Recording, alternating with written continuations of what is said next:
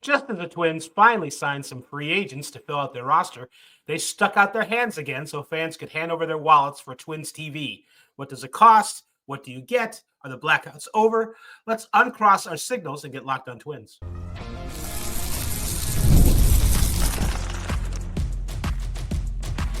You are Locked On Twins, your daily Minnesota Twins podcast. Part of the Locked On Podcast Network, your team every day. Hello again, everybody, and welcome back to Locked On Twins, your daily go-to source for the top Minnesota Twins insight, discourse, and analysis. Personally, it's my favorite show of the Locked On Podcast Network, which, by the way, brings you your team every day. Don't forget to hit like and subscribe where applicable. I'm Dave Brown, an MLB writer since before Emmanuel Rodriguez was born. We're not starting over. No. BBWA member since Target Field opened. And a Baseball Hall of Fame voter who remembers when you could watch your local team on TV for free. Across the Great Plains and cyberspace is Brandon Warren, a longtime Twins writer and even longer-time Twins fan who is now the big shot expert at Puckett's Pond. Do they get cable at Puckett's Pond? If they can't, residents might want to listen to what Brandon has to say about Twins TV. Listen to me, too.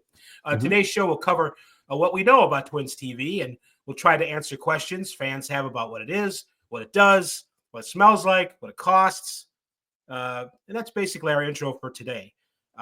So earlier this week, the Twins put it up for sale.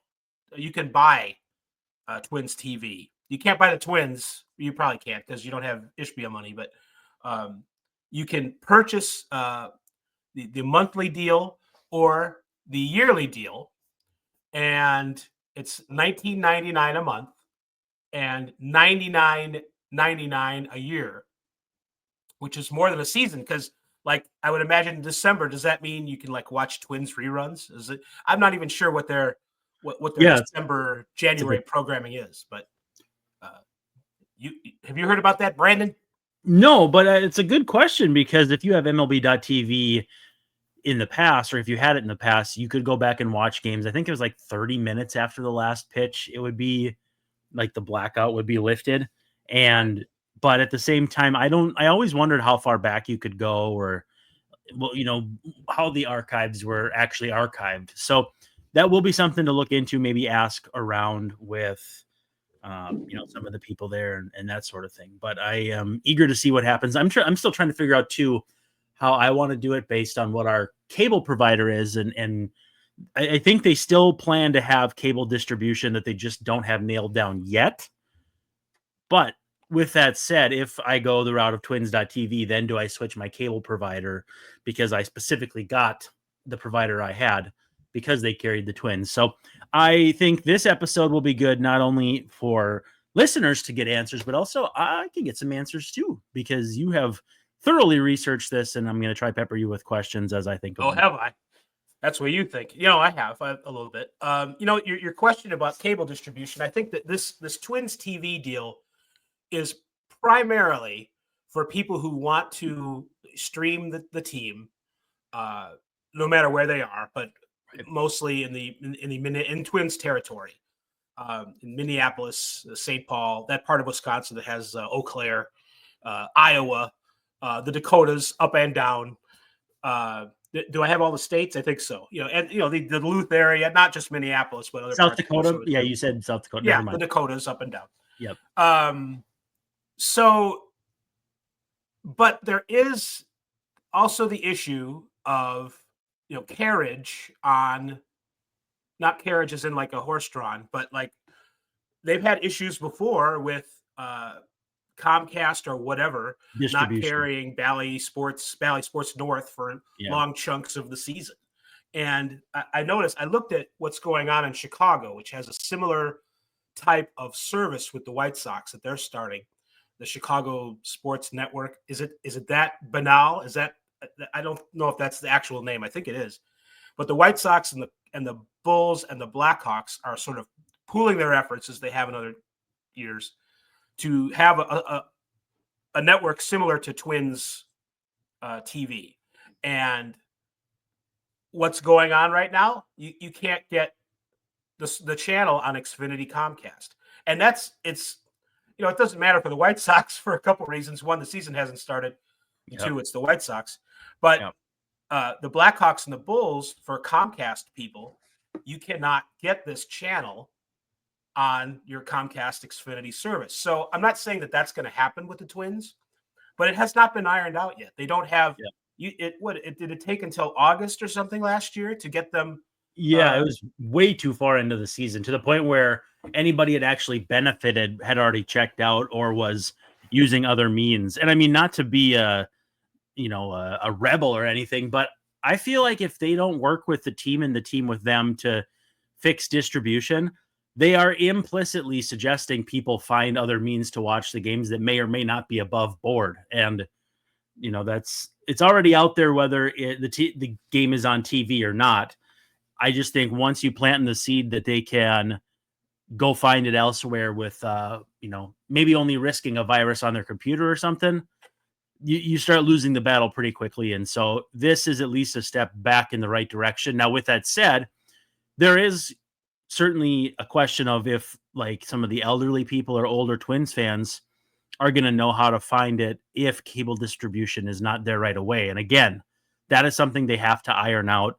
And I assume they're working on right now. But again, you would have assumed that was the case last year, and it didn't come to fruition until the season was basically 1 foot down the toilet.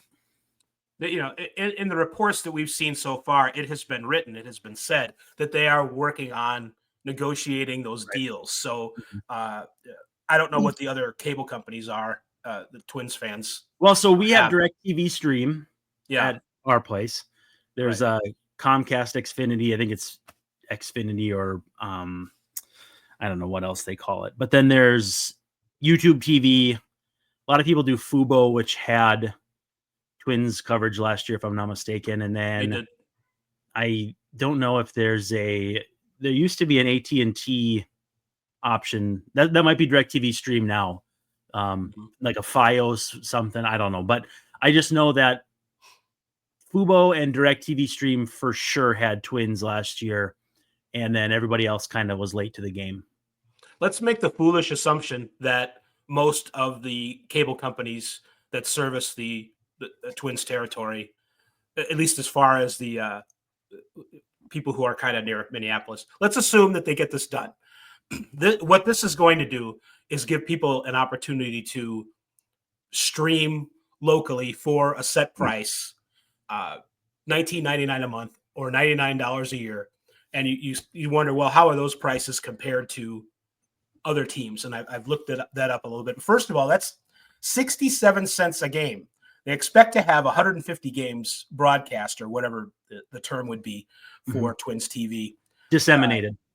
Yes, with express written consent. Yep. So 67, when you look at it like that, and I know, like I said in the open, I remember when you could go on a UHF station or Channel 10 or whatever you got in Minneapolis and probably watch the Twins. And that's the way it used to be in a lot of cities in many towns. I think it was WCCO Channel 4 and maybe KMSP 9 for a bit. But yeah, exactly. It was before my time. We had Midwest Sports Channel, which became Fox Sports Net North, and all that. So, but there was Twins Vision for a while. And I actually have a picture of Dick Bramer, a very young, dapper-looking Dick Bramer doing Twins Vision that maybe I'll break out here for the time being as a kind of an appropriate measure. Twins Vision sounds too much like double vision, though. It sounds like you've hit your head or had too much to drink and you can't really see very well. But and that double vision, yeah, exactly. So, what other teams what are the price points are we looking at out there in the baseball world to compare?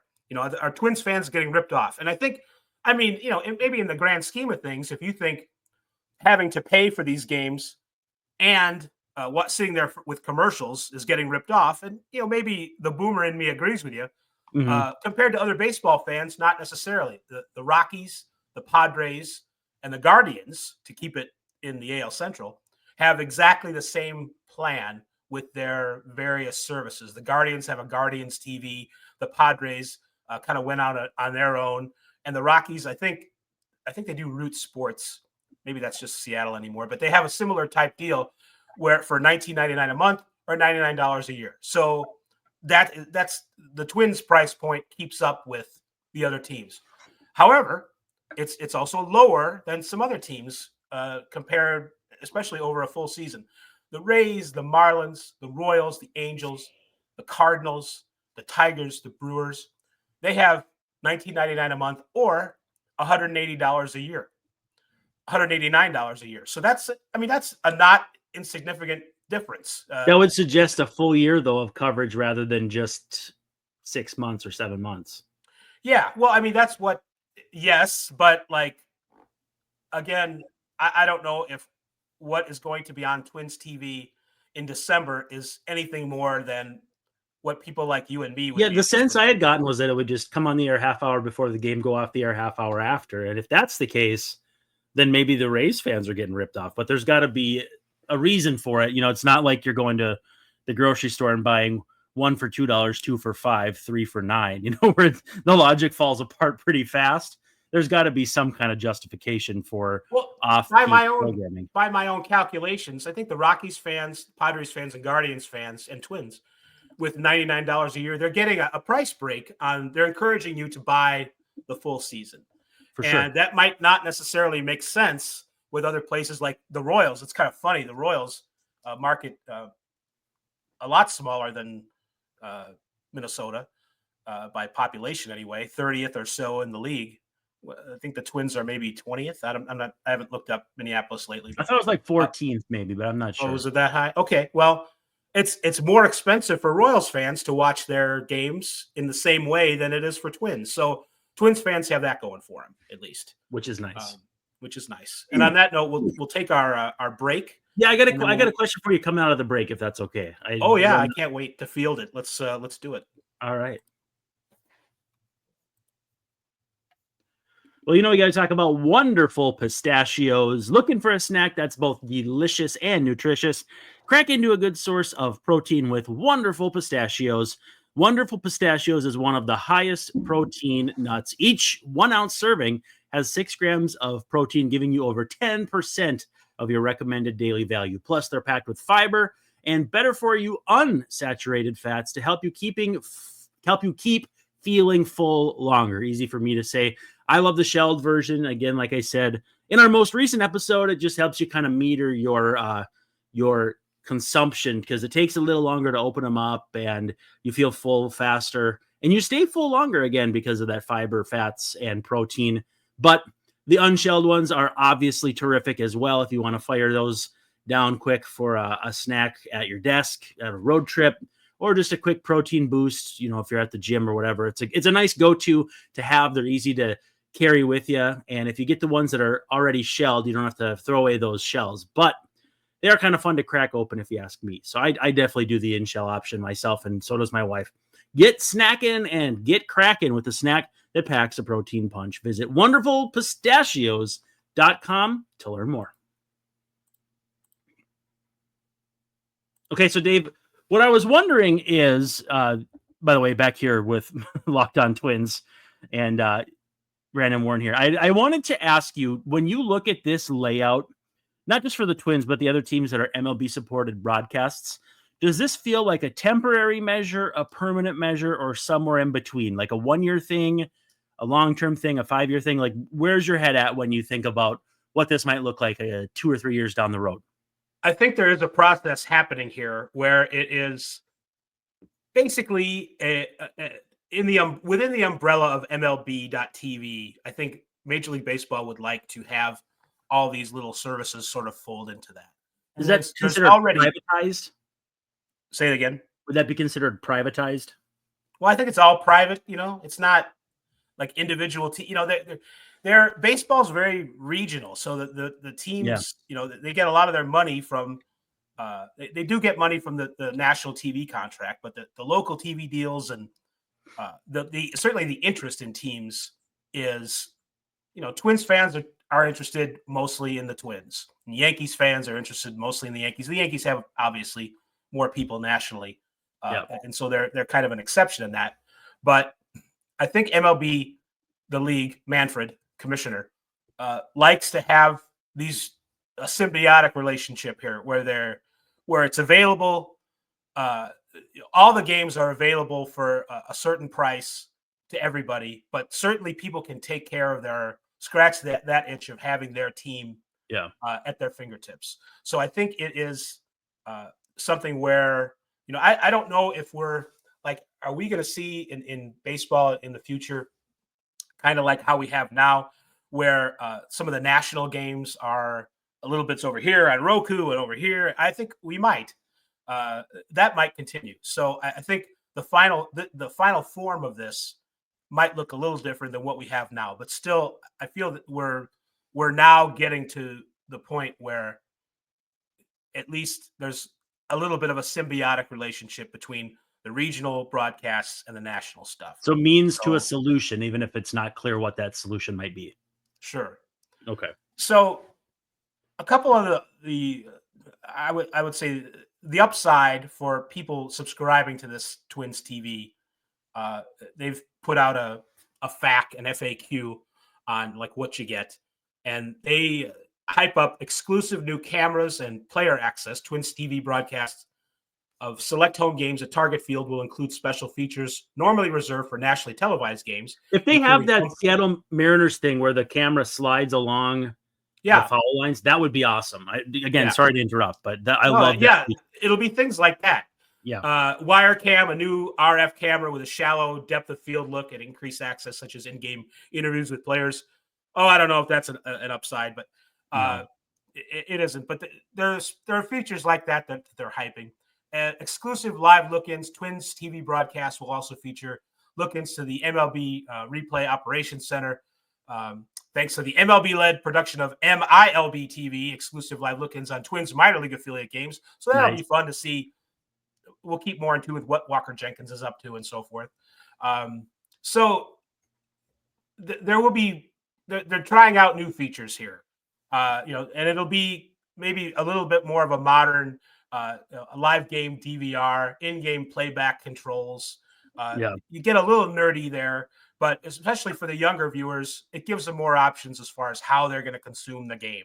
So I think these are things, these are advancements. And MLB, as far as delivering a digital product, the league, not necessarily things like Bally Sports, but the league itself, has sold this technology to the NHL and other sports leagues. This is something that basically MLB's advanced media has created, and it's as good as you can get. So as far as the experience for fans, that's going to be a positive. One of the bigger things, we've talked a little bit about blackouts. No more blackouts.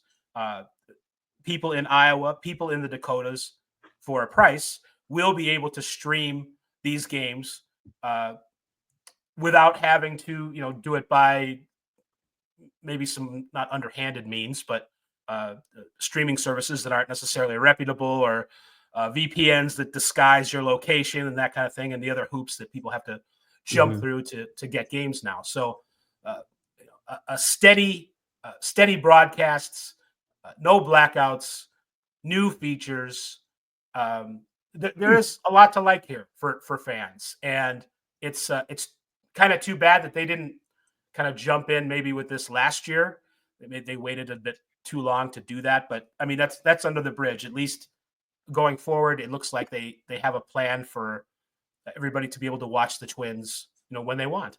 What growing pains do you anticipate? Because it's obviously not going to be perfect out of the gate, and also too, like with things implemented on the field, there's unintended consequences. For the longest time, when players would steal second base, they'd review if the foot came up off the base or something, and it was like, okay, we never meant for it to be, you could slide a piece of paper under his ankle when he's on the base. It was more along the lines of, did he miss the base? Did he miss the tag?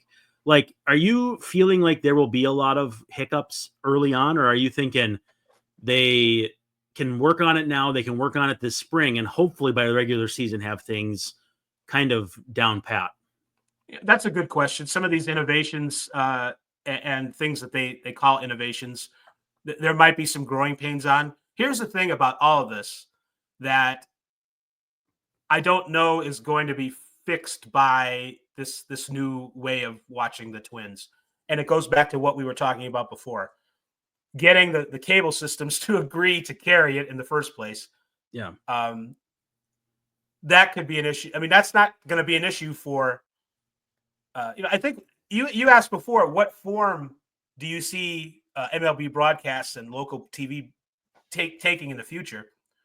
Maybe it is a way to sort of get away from having to worry about cable coverage.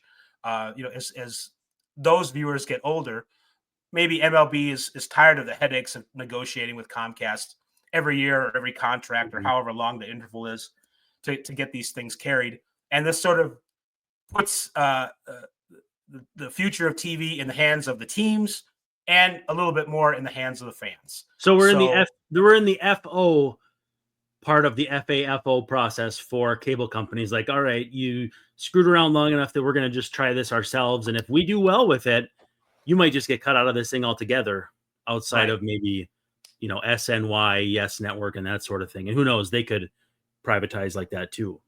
And the only thing with along those lines that doesn't solve that issue for viewers completely is things like YouTube TV and other places where you have to negotiate to have it carried on those places as if they were cable companies. So the whole cutting of the cord was kind of a misnomer. There's still going to be ways that people are going to consume their TV that's kind of like how cable used to be. It's just not necessarily all the Comcast or whatever. Yeah. So there,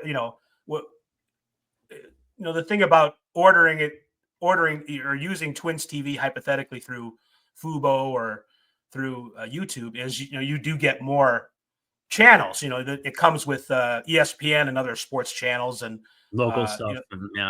Local stuff. There are incentives and reasons to get it that go beyond the Twins. But one of the reasons that this all kind of broke apart was that so many people who were cable subscribers didn't really have an interest in baseball or any one sport or anything like that. Their interests were different.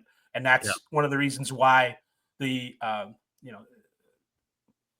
teams and the places like Xfinity, Comcast, whatever, started to have disagreements about what the baseball team's broadcasts are worth, because many they know who's watching their channels, and people weren't doing it for the Twins. There were, and that's not just for the Twins, but for any name your local baseball team. So those kind of disagreements, as far as the carriers go, that's going to, I don't know that that's going to go away. They're always going to be jockeying for the best dollar on that. So if I want to be an MLB.TV subscriber and have exclusive access to the Twins, I can tack that on, right? Like, I believe the way I saw it was, as someone who already subscribes, you're kind of get like the benefit of adding your team on. Blackouts are wiped out, and so you can, and in theory, I mean, I could lay in bed at night and thumb through every game now, including my local game, instead of having to be, at my, be on MLB.TV if I want to watch the Red Sox and flip over to the Twins game on cable. I can do it all in one place, and it might just cost me, a few extra bucks over the course of the year. Yeah, sort of, because if you are first of all, the bundling of all the games. So basically, the 150 games a year or whatever for every team that MLB.TV has. You do get a price break on that if you buy that and Twins TV. So it's not so a la carte that it would be prohibitively expensive. Yeah. But I don't think, I don't think that I'm not sure. I don't know the answer to this. I'm not sure if you have to switch over to a non-MLB.TV app to watch Twins TV, or that's how you have to do it now. Right. Like it seems like that would be inconvenient, but maybe something they work on for in the future. It's a little inconvenient, yeah. And the boomers wouldn't like it, and I don't necessarily like it. I like being able to jump from Twins games to other games. No offense, everybody. Within MLB TV and not have to switch apps to do it. So I'm not 100% sure if you're going to have to switch apps or not. I have a feeling, although, I mean, without blackouts, I don't know that it would be Right. necessary anymore. So Right. That's what I'm thinking is now I can watch the Twins game, and as soon as it's done, flip over to the Dodgers or something, West Coast. Not as great without Vin Scully there anymore, but it's still fun to close out your night with some Seattle Mariners baseball or something. But it does also depend on how in bed the local baseball broadcasts are with MLB TV. Like some places, the Mariners are on something called Root Sports, and it doesn't really have anything to do with MLB.TV. So they might still be blacked out if they're in Seattle and have MLB.TV. I don't think that you would be. I would think so, that you are blacked out, but since the Twins are kind of in with Major League Baseball with Twins TV, maybe that won't be the case. This is a relatively small thing, but not having to jump apps would be nice. Yeah. So or fire up your VPN as it were for some people. Right.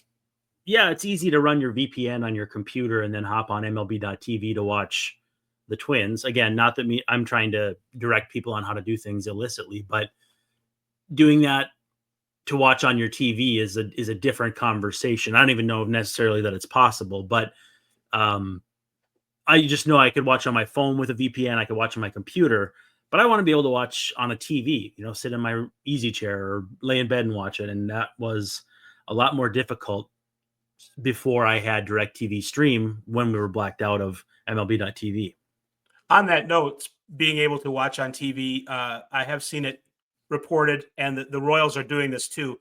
The Twins are planning on having somewhere between 10 and 15 games every season that would be broadcast over the air, that you could get simulcast on a local station in Minneapolis. So I don't know if it would be like a Sunday afternoon kind of thing. And then it used to be Sunday afternoons, the games would be on My 29, and that was the Diet Fox.